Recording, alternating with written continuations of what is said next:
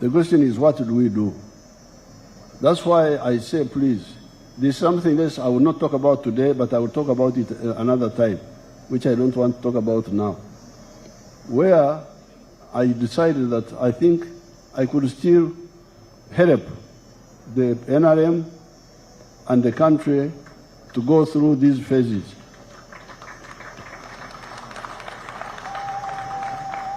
You have heard us talking of pushing the economy to 500 billion, making the economy grow 10 times compared to what it is now. And it can be done. It can be done. If you see, for instance, the gold sector, when I make the other speeches, I will give you all the details. I think now we have got something like 9 gold refineries here in Uganda. And Uganda now is exporting gold of 3 billion or something like that, dollars, from very low figure. Why? Because I banned the export of unprocessed gold. I said any gold which is not processed should not be exported. I banned the export of unprocessed minerals, including tin and all the other minerals, and copper. And because of that, investors were forced to come here because they cannot take our raw materials free from here. Now, because of that, you have heard how that sector of gold has grown from about 200 million to now $3 billion a year. If we do this across board, the economy will grow. So because of that, and because of another reason which I will mention at the right time, I have decided that I come forward and see how to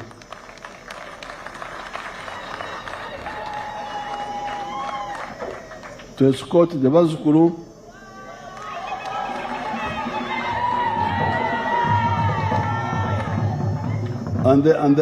and their parents forward for another 5 years.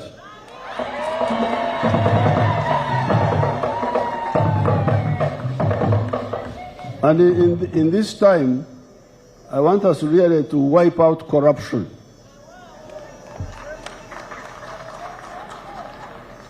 Because this corruption should not be there. Because you are in charge.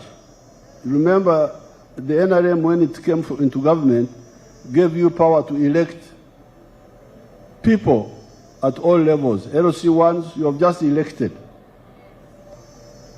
You have just elected the NRM structures. You are going to elect the national ones. You have already started with the youth and some of the other groups. Now, when you elect, those people you elect should be your nampalas, should be your overseers in each area.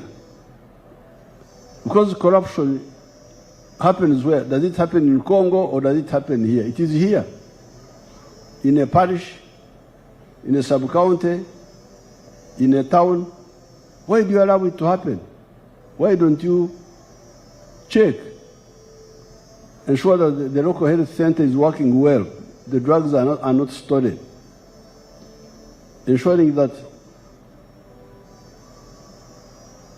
the PDM money which is sent to the parish is all delivered. This can be done because you have the power. You are the ones who elected the LOC1, LOC2, LOC3. You are the ones who elected them. Elect those people who can do that on your behalf. The members of parliament. Don't accept money from anybody to elect him. Elect him because he can be, or she can be, a good nampara. To ensure that your interests the interests of the area are well protected. Then you come to the government people. Even on my side, there's some issue. Because the RDC is appointed by me. Then you have the DISO, who is appointed by the intelligence. Then you have the GISO. Why don't all these fight corruption? What are they doing?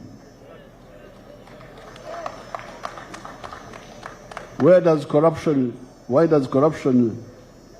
persist when all these are there?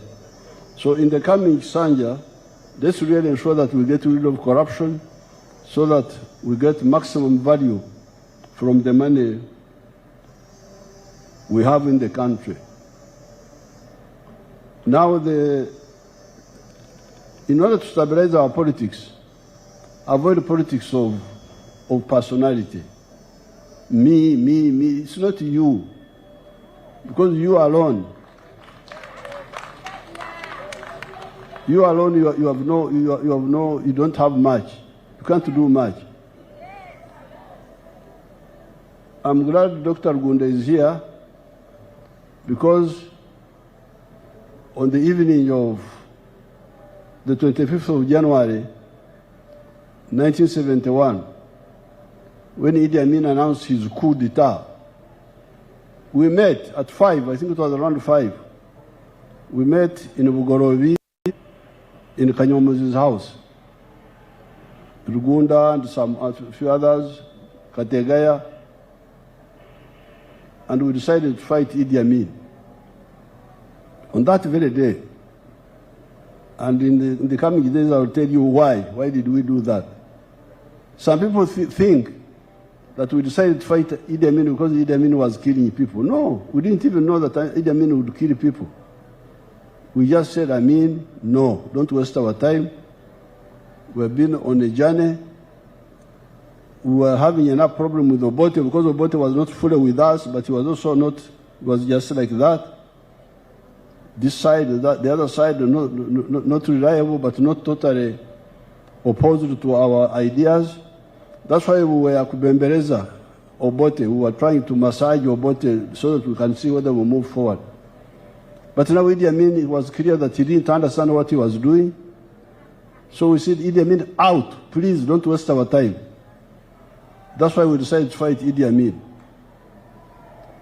So the NRM is a party based on issues, policies. We are with you because we agree with you. Not because of you as a person. No, it is on the issues of the policies.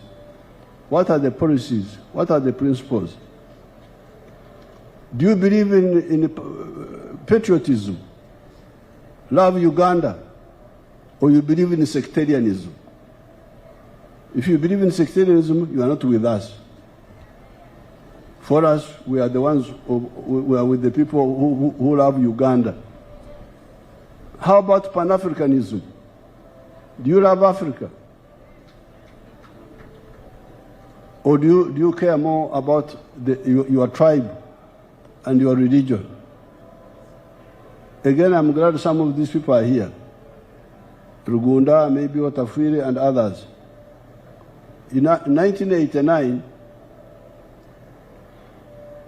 we got a request from the ANC to bring their fighters here.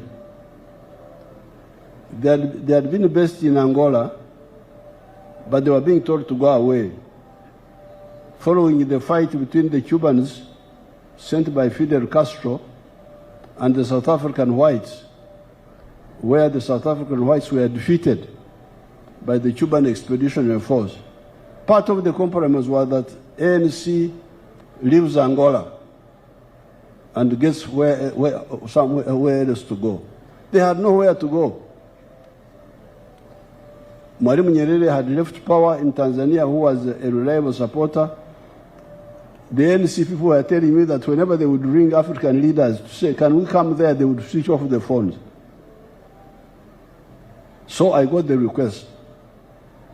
It was brought to me by the man who was a treasurer of the ANC. I've forgotten his name, but I remember his face. He's the one who came to see me. Then I put it to the cabinet.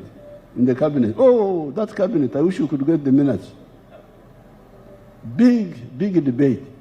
Because we were two groups.